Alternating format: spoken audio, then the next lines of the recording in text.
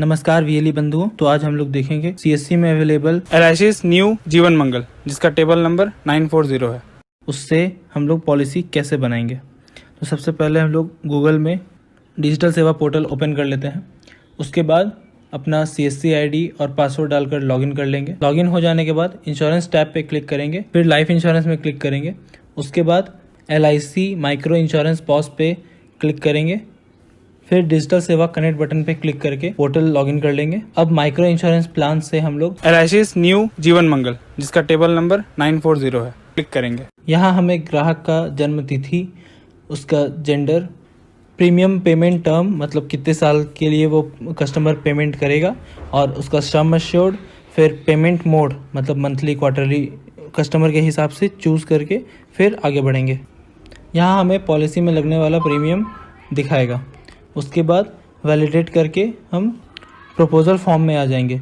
यहाँ पर ग्राहक का नाम, उसका पता, मोबाइल नंबर, ईमेल आईडी सब कुछ बहुत ही ध्यानपूर्वक भरें, ताकि भविष्य में कस्टमर को कोई परेशानी ना हो और ना आपको कोई दिक्कत हो। अब यहाँ हमें एज प्रूफ का डॉक्यूमेंट सेलेक्ट कर लेना है। फिर उसका आइडेंटिटी प्रूफ में जो डॉक्यूमेंट दिया है उसको सेलेक्ट कर लेंगे। फिर नेचर ऑफ ड्यूटी, वो क्या करते हैं। उसके बाद यहाँ पे अदर प्लान डिटेल्स का जो ऑप्शन है, यहाँ अगर ग्राहक की दूसरी कोई पॉलिसी है सेम टेबल नंबर तो वहाँ पे ये डिटेल्स देना है, नहीं तो इससे आगे बढ़कर हम नॉमिनी की डिटेल्स भरेंगे। ध्यान रखें नॉमिनी का नाम, डेट ऑफ बर्थ सारा एकदम एक्यूरेट भरे, सही भरे, इसमें गलती ना करें। अगर ग्राहक की दूसरी कोई पॉलिसी है सेम टेबल नंबर। अब आते हैं हेल्थ डिटेल्स में। फिर उसका जो गुड हेल्थ है या नहीं है, येस और नो करके है वो उनसे पूछ कर और उसके बाद ही सही भरें।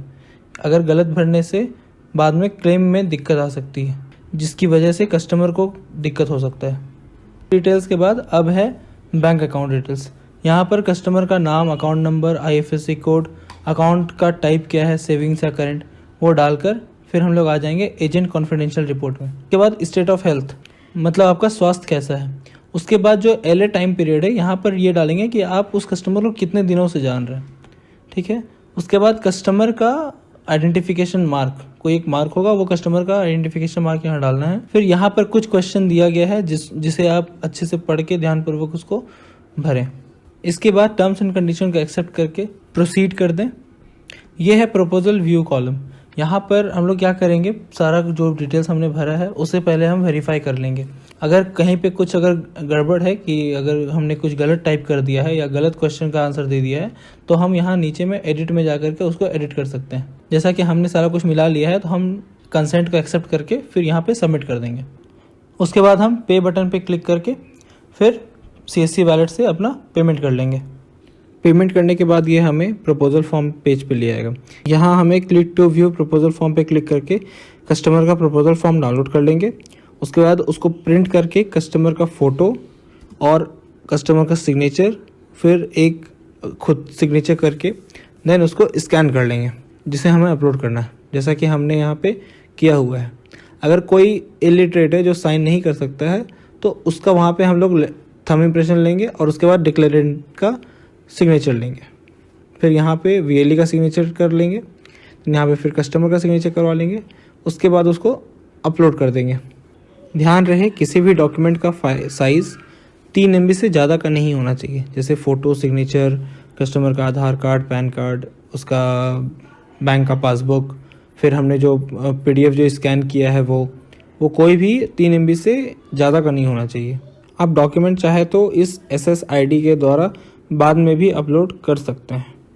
सारा डॉक्यूमेंट अपलोड हो जाने के बाद इस टैब को बंद कर दें। 24 से 48 घंटे के भीतर एलआईसी की तरफ से कस्टमर को और आपको मेल द्वारा पॉलिसी कॉपी भेज दी जाएगी। डॉक्यूमेंट अपलोड करने के बाद पॉलिसी का स्टेटस जानने के लिए इस SSID के द्वारा चेक पॉलिसी स्टेटस पर जाएं।